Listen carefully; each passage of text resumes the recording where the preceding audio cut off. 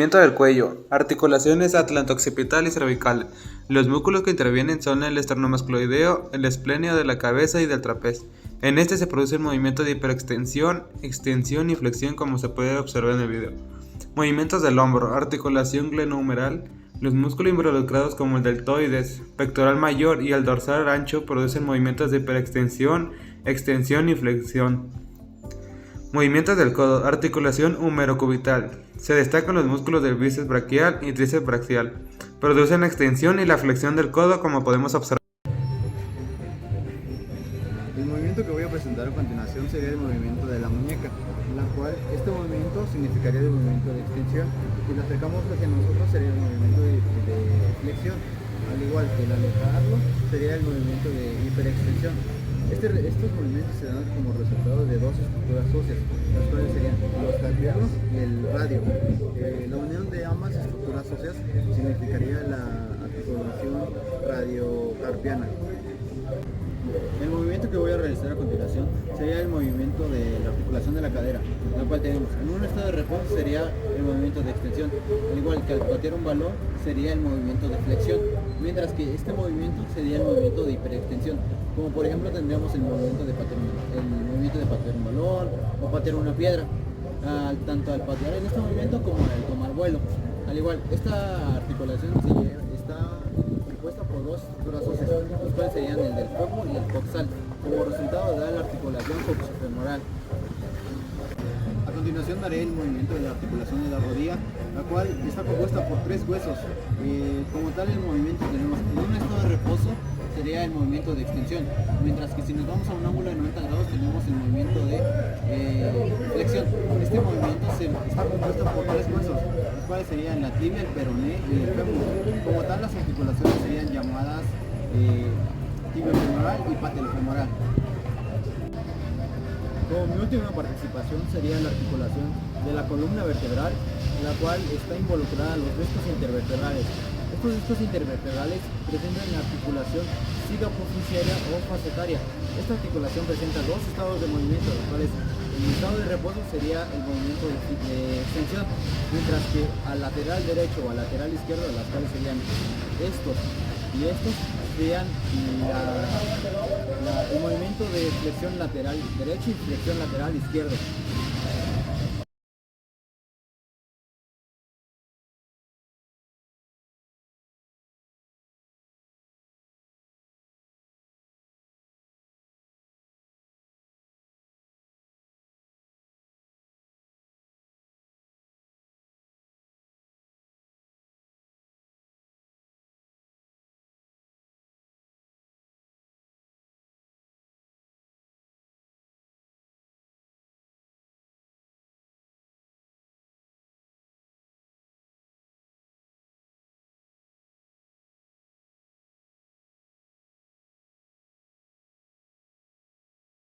La circunducción es un movimiento que combina flexión, extensión, abducción y aducción para generar un movimiento circular, es decir, que a la vista se ve que se generan círculos. En el video se pueden apreciar lo que es la circunducción del hombro y la circunducción de cadera. Aunque la circunducción también se puede generar en partes como el cuello, el tronco, la muñeca y los tobillos. En el caso de la región glenohumeral, los músculos que participan es el supraespinoso, el infraespinoso, el redondo menor y el subescapular, aunado a la región humeral. Y la clasificación de la articulación que ayuda a generar este movimiento es la articulación sinovial de forma esférica y en cuanto funcional es de diartrosis. Ahora veremos lo que es el movimiento de la rotación. Durante esta acción, un hueso gira alrededor de su propio eje longitudinal. Un ejemplo de este movimiento lo estamos viendo a continuación en este video, lo cual constituye la acción de dar vuelta la cabeza de lado a lado en las articulaciones atlaxoidea, entre el atlas y el axis. ¿Cómo se sacude la cabeza? A continuación, vamos a ver un plano más anatómico sobre cómo está constituido el ligamento atlaxoidea. Este ligamento está constituido por dos cápsulas distintas reforzadas por pequeños ligamentos. Una de ellas es el ligamento atlantoaxoideo anterior, la cual está entre la cervical 1, que es el atlas, y la cervical 2, que es el axis, el cual se encuentra entre estos dos, que son estos discos de la cápsula articularis atloaxolaris literalis, que está escrito en el latín. Y el segundo ligamento atlantoaxoideo posterior es el que está aquí en la parte transversal del atlas, la cual está uniendo la parte de la cabeza del axis junto con el ligamento transversal del atlas y poder así tener este movimiento de rotación lateral. En las extremidades, la rotación se define en relación con la línea media y se utilizan términos específicos cualitativos. Si la superficie anterior de un hueso de los miembros se rota hacia la línea media, el movimiento se denomina rotación medial o interna. Un ejemplo es donde puede llevarse a cabo la rotación medial del húmero en la articulación del hombro de la siguiente manera. Se comienza en posición anatómica, se flexiona el codo y luego se lleva la palma a través del tórax. A continuación, veremos en qué lugar está posicionada la articulación gleunomeral. Tenemos la parte superior, la parte medial y la parte inferior del ligamento gleunomeral. Este es la responsable de la rotación lateral del brazo en una articulación esferoidea que permite un amplio rango de movimientos, incluyendo la rotación externa o lateral del brazo y la articulación acromaclavicular.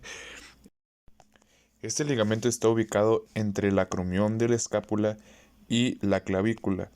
Este ligamento tiene un rango de movimiento más limitado y esta articulación contribuye ligeramente a la rotación del hombro y permite movimientos adicionales necesarios para la rotación lateral del brazo. Al igual, tenemos la rotación medial del fémur sobre la articulación de la cadera. Se realiza de la siguiente manera. El individuo, como lo vemos en el video, debe de estar acostado en decúbito dorsal. Dobla la rodilla y luego mueve la pierna y el pie en dirección lateral, desde la línea media. Si bien se mueve la pierna y el pie en dirección lateral, el fémur se rota en dirección medial.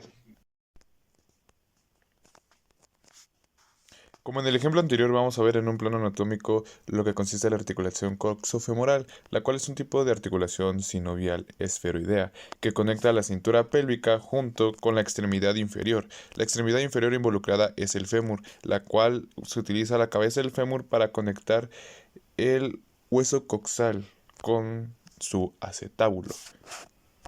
Buenas tardes, mi nombre es Rosa Michelle Reyes, soy de la Universidad Bienestar Benito Juárez García de San Cristóbal de las Casas. Le voy a presentar los movimientos con articulaciones sinoviales. El primer movimiento que les voy a mostrar es de la palma hacia el antebrazo. Es contra las articulaciones de la muñeca, que ahí sería flexión, la extensión, que es recta, y la hiperextensión, que es estirar de más. El segundo movimiento que les voy a mostrar sería del fémur hacia adelante con las articulaciones de la cadera. El fémur hacia adelante sería flexión. Del fémur aquí sería extensión y hacia atrás sería la hiperextensión. La última sería del talón al glúteo, en la articulación tibiofemoral, que sería entre la tibia y el fémur y la rótula, como ocurre cuando se dobla la rodilla. Aquí sería la flexión, la extensión y la hiperextensión, que sería hacia atrás. Articulaciones intertarsianas. Los movimientos de Inversión y eversión ocurren principalmente en las articulaciones intertarsianas del pie. Permiten que el pie se mueva lateralmente, lo que es clave para la estabilidad al caminar, correr o adaptarse a una superficie irregular. Bueno, la inversión es el movimiento en el que la planta del pie gira hacia adentro, de modo que el borde medial del pie se eleva. Este movimiento es importante para mantener el equilibrio en terrenos irregulares y estabilizar el pie al caminar. Y la eversión es el movimiento en el que la planta del pie gira hacia afuera, de modo en el que el borde lateral del pie se eleva. Este movimiento ayuda a estabilizar al pie lateralmente, especialmente en superficies inclinadas. Articulación del tobillo, dorsiflexión y flexión plantar. Bueno, la dorsiflexión es el movimiento en el que se levanta la parte superior del pie hacia la pierna. Disminuye el ángulo entre el pie y la pierna.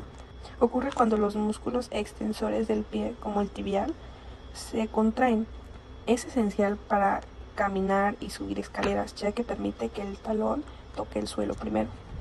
Y la flexión plantar es el movimiento en que se empuja la parte superior del pie hacia abajo, alejándose de la pierna. Aumenta el ángulo entre el pie y la pierna. Se produce el contrae los músculos de la pantorrilla, como el gastrocnemio y el solenio.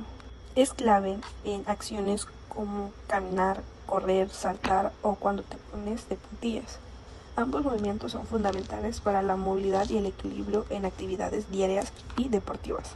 Articulaciones radiocubital, pronación y supinación. El movimiento de pronación y supinación ocurre principalmente en la articulación radiocubital, ubicada en el antebrazo. Estos movimientos permiten que la mano y el antebrazo roten en torno a su propio eje, girando la palma hacia arriba, que es la supinación, o hacia abajo, que es la pronación.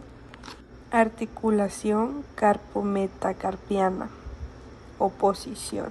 Este movimiento es una acción fundamental que permite a los humanos manipular objetos con precisión. Este movimiento involucra varias estructuras, incluyendo articulaciones, huesos, músculos y tendones.